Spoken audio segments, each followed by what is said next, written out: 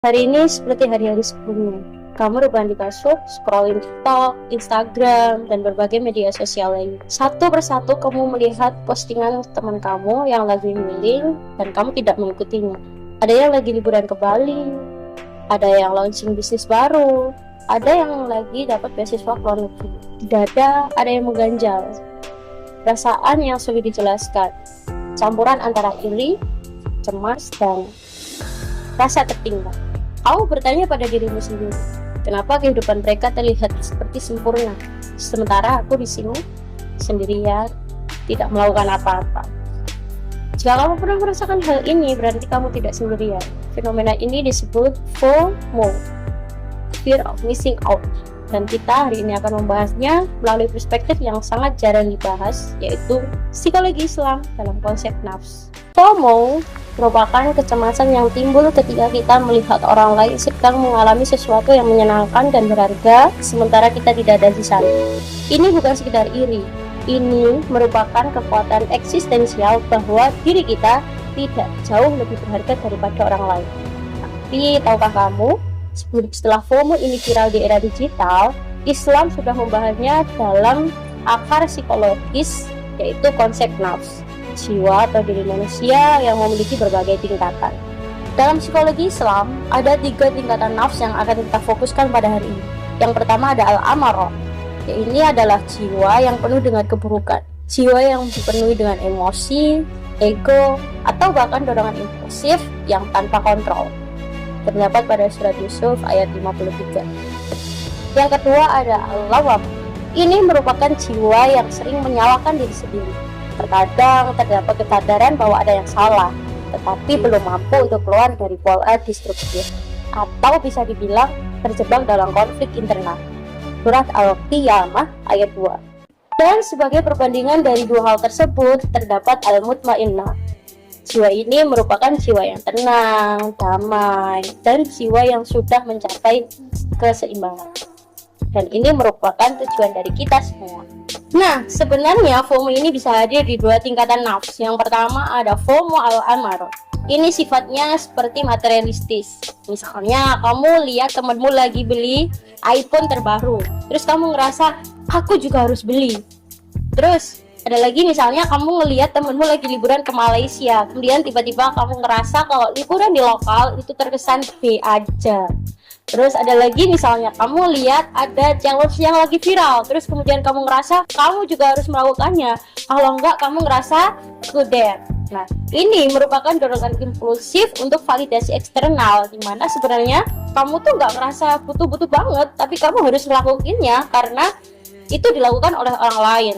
Terus nafsu al-amarahmu berbisik, Aku harus terlihat kece, terlihat keren. Kalau enggak, aku bukan siapa-siapa. Nah, kemudian FOMO al-lawamah. Kenapa aku tidak seperti mereka? Nah, ini FOMO yang paling menyakitkan, di mana ini bukan tentang iri dan dengki lagi, tetapi tentang identitas dan nilai diri. Kamu melihat teman SMP-mu yang sudah menjadi dokter, sementara kamu masih stay di pekerjaanmu yang sekarang. Kamu melihat temanmu yang sudah menikah dan memiliki keluarga kecil yang bahagia, sementara kamu masih single. Dan kamu melihat peersmu yang produktif, sementara kamu masih bangun siang dan stay in Netflix. Di sini nafsu lawamahmu berbisik, Aku kurang kerja keras, aku tidak bisa diandalkan, dan aku gagal sebagai manusia. di sini sebenarnya kamu itu sudah sadar bahwa dirimu kurang ideal, tetapi kamu bingung harus memulainya dari mana.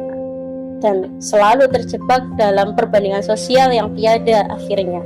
Nah, kenapa FOMO begitu kuat di era digital ini? Ponsel dan media sosial sebagai katalis utamanya, dan kita seringkali melihat highlight real life YouTube orang lain tanpa kita mengetahui BTS-nya. Media sosial, algoritmanya diatur untuk kita terus-menerus scroll, like, comment, share, dan menciptakan dopamin di otak dan berakhir siklus adiksi. Dan lebih berbahayanya, kita mulai mengukur kehidupan nilai dari kehidupan kita dari matriks digital. Seberapa banyak like, seberapa banyak followers, seberapa banyak viral atau tidaknya. Di sini nafsu al-lawamah semakin menjadi-jadi, di mana mendorong untuk validasi eksternal yang tiada cukupnya. Ketika kita mulai menyadari bahwa kita sudah scrolling 3 jam penuh tanpa produktivitas sama sekali, di sini nafsu lawamah semakin bergulit, sangat-sangat bergulit, sebergulit-bergulitnya. Kemudian apa dampak nyata dari FOMO?